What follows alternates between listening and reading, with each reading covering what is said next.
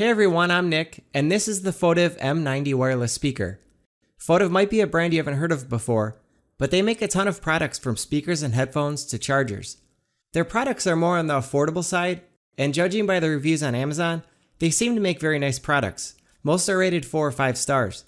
So I decided to give the M90 a try. You can grab it on Amazon for just $59.99. I'll put a link in the description below if you'd like to check out the latest price or purchase it. Inside of the box, you'll find the speaker, a micro USB cable to charge, a 3.5mm auxiliary cable to connect non-Bluetooth devices, and a user guide. Like most other inexpensive speakers, a wall adapter is not included. The M90 has a rugged industrial look. The body has a rubberized two-tone finish. The speaker grill is made of aluminum, and you'll find that the grill and the handles are secured with black screws. The M90 measures in at 11 inches wide, 4 inches deep, and 6.5 inches tall, including the handle. The speaker feels solid too. It weighs in at about 2 pounds. On the front, you'll find the 2 front-facing drivers, each powered at 8 watts, and on the rear you'll find the subwoofer. Also on the back, behind the weather-sealed door, is the auxiliary input as well as the micro USB charging port with an LED indicator that will light up red when charging. The controls are all on the top.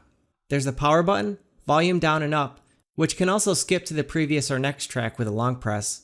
And there's the play and pause button, which also function as the answer and end call button, as well as the Bluetooth pairing button. A long press will put it into pairing mode. The buttons have a nice tactile feel and click. There's a blue LED indicator behind the front grille as well. On the bottom are 4 rubber feet as well as a screw mount if you'd like to mount this to a tripod. The speaker has a great build quality and overall feels very nice. The M90 is shockproof and IPX5 certified, which means that it's protected from water jets. So you won't want to fully submerge this in water, but it will hold up to rain and splashes of water just fine. I should point out though that in the manual, it actually says do not expose the speaker to rain, moisture, and any kinds of liquid.